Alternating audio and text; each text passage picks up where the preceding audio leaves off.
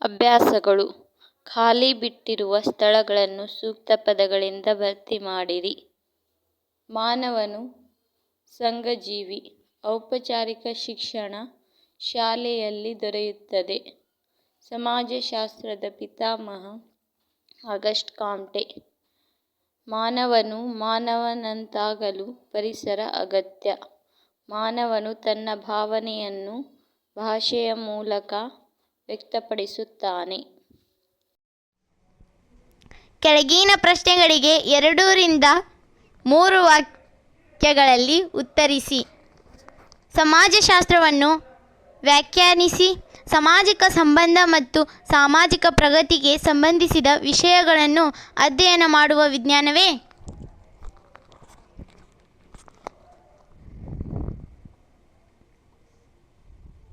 ಸಮಾಜಶಾಸ್ತ್ರ. ಸಾಮಾಜೀಕರಣ ಎಂದರೇನು? ಮಾನವ ಸಮಾಜದಲ್ಲಿ ಸದಸ್ಯನಾಗುವುದನ್ನು ಕಲಿತುಕೊಳ್ಳುವ ಕ್ರಿಯೆಗೆ ಸಾಮಾಜೀಕರಣ ಎನ್ನುವರು.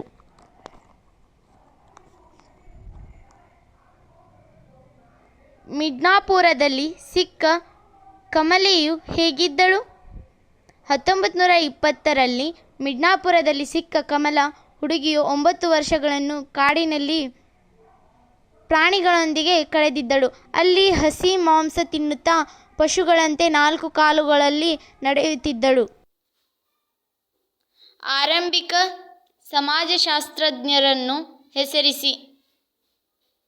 ಆರಂಭಿಕ ಸಮಾಜಶಾಸ್ತ್ರಜ್ಞರು: ಆಗಸ್ಟ್ ಕಾಯ್ದೆ, Herbert Spencer, Max weber, Emily Durkheim.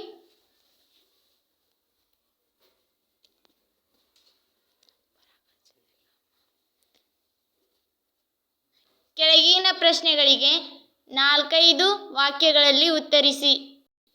ಮಾನವನು ಸಮಾಜ ಜೀವಿ ಎಂಬುದನ್ನು ವಿವರಿಸಿ.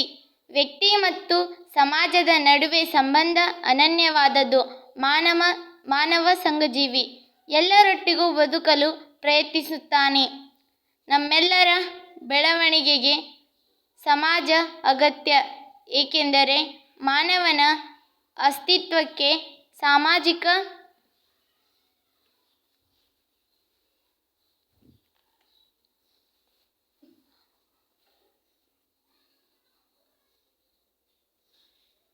ಸಂಬಂಧಗಳು ಅಗತ್ಯವಾಗಿದೆ.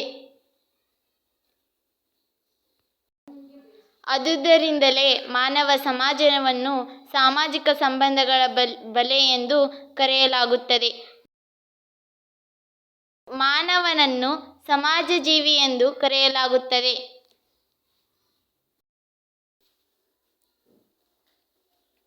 ಮಾನವರಿಗೂ ಭಾಷೆಗೂ ಇರುವ ಸಂಬಂಧ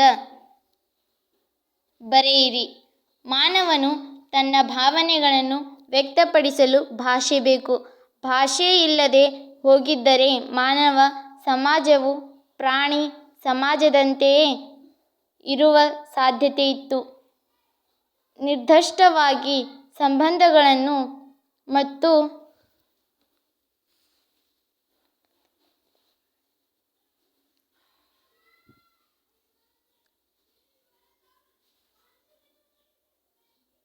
ಭಾವನೆಗಳನ್ನು ಅರ್ಥಮಾಡಿಕೊಳ್ಳಲು ಭಾಷೆಯು ಮಾನವರಿಗೆ ಬಹಳ ಮುಖ್ಯವಾಗಿದೆ. ಸಮಾಜಶಾಸ್ತ್ರ ಅಧ್ಯಯನದ ಮಹತ್ವವೇನು? ವ್ಯಕ್ತಿತ್ವ ಬೆಳವಣಿಗೆಗೆ ಸಹಾಯವಾಗುತ್ತದೆ. ಸಾಮಾಜಿಕ ಸಮಸ್ಯೆಗಳಿಗೆ ಪರಿಹಾರ ಒದಗಿಸುತ್ತದೆ. ಆಧುನಿಕ ಸನ್ನಿವೇಶಗಳು ಮತ್ತು ಬೆಳವಣಿಗೆಯ